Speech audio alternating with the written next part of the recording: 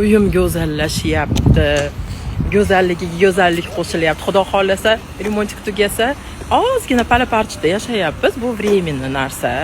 Больницаlarda, eshitayda yotib etganimizga Allohga behisob shukr, kimdir operatsiyasini yoki kimdir ali jonlanishini kutib o'tirmayotganimizga Allohga shukr. Bu uydagi, misol uchun, ozgina uborkalar, uydagi ozgina chang ishlar, bu faqatgina xursandchilik, faqatgina odam Allohga behisob shukr deydigan narsalar. O'shaning uchun gullarim menga sabr emas, buyurib nasib qilsin, topgan yiliga baraka bersin, erichkiz bundan ham kattaroq uylar qilib bersin, bundan ham zo'r remontlar qilib bersin deb yaxshi duolar qilinglar, yaxshi kunlar o'tkazaylik.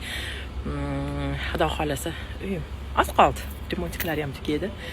Menga esa oq yo'l shu ketishda Andijonda, yo'q, Namanganni, yo Andijonda ekanmi? Xullas Noringa ketyapman.